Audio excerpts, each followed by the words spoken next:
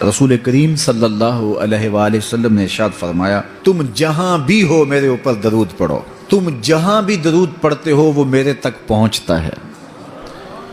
صبح پڑھو، شام پڑھو، دوپہر پڑھو، دن کو پڑھو، رات کو پڑھو، نماز سے پہلے پڑھو، نماز کے بعد پڑھو، محفل کے آغاز میں پڑھو، محفل کے دوران پڑھو، محفل کے اختتام پہ پڑھو، مسجد میں پڑھو، گھر میں پڑھو، جہاں بھی میرے اوپر درود پڑھو گے، جیسے بھی میرے اوپر درود پڑھو گے، فرمایا میرے تک پہنچتا ہے۔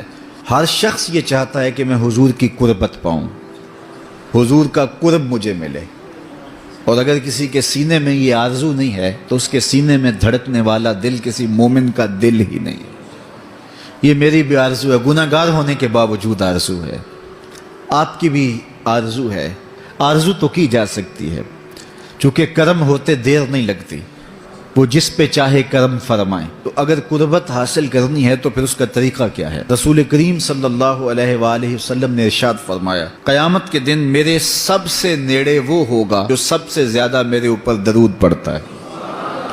تو جتنا درود حضور پہ زیادہ پڑھو گے، قیامت کے دن اس قدر حضور کی قربت نصیب ہوگی، اور حضور کی چادر رحمت کی ٹھنڈی چھاؤں ملے گی، جام کوثر نصیب ہوں گے، اور جہاں حضور ہوں گے وہاں قیامت کے دن کی سختیاں نہیں ہوں گی، وہاں دامن محبوب کی ٹھنڈی ہوائیں ہوں گی۔ تو حضور علیہ السلام پر کثرت سے درود پڑھنا یقیناً یہ دکھوں کو دور کرنے کا علاج ہے، اور یہ دنیا آخرت کی بہتریوں کی ضمانت ہے۔ حضرت ابو ہریرہ رضی اللہ تعالیٰ عنہ سے روایت ہے، جو امام ابو داود نے اپنی سند سے روایت کی ہے۔ رسول کریم صلی اللہ علیہ وآلہ وسلم نے ارشاد فرمایا کہ جب کوئی شخص میرے اوپر سلام بھیجتا ہے تو اللہ تعالیٰ میری روح میرے اندر لٹا دیتا ہے، یہاں تک کہ میں اس کے سلام کا جواب دیتا ہوں۔ روح اطہر جسد انور میں لوٹا دی جاتی ہے اور حضور سلام کا جواب دیتے ہیں۔ تو مجھے کائنات میں کوئی ایک لمحہ تو ایسا بتاؤ جس لمحے حضور پہ سلام نہ پڑھا جاتا ہو۔ وہاں روضہ رسول پہ چلے جائیں تو وہاں لمحہ لمحہ سلام کے گجرے ہیں، کائنات کے جس گوشے میں چلے جائیں درود و سلام کے جو ہیں وہ گجرے ہیں۔ تو کوئی ایک لمحہ بھی 24 گھنٹوں میں ایسا نہیں ہے کہ جب حضور پہ سلام نہ پڑھا جاتا ہو، اور جب سلام پڑھا جاتا ہو تو حضور کی روح اطہر بدن رحمت میں ہوتی ہے اور حضور سلام کا جواب دیتے ہیں۔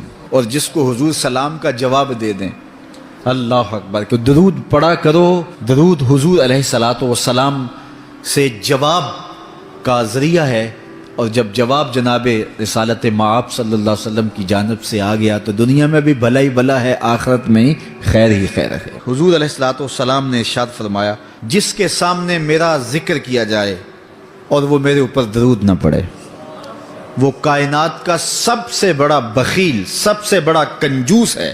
ہم بخیل تو نہیں ہیں، تو پھر پوری یکسوئی کے ساتھ چند مرتبہ حضور پہ درود شریف پڑھ لیجئے۔ حضور علیہ السلام پر درود پڑھنے سے انسان خود سنورتا ہے اور اللہ کی رحمتیں اس پر نازل ہوتی ہیں۔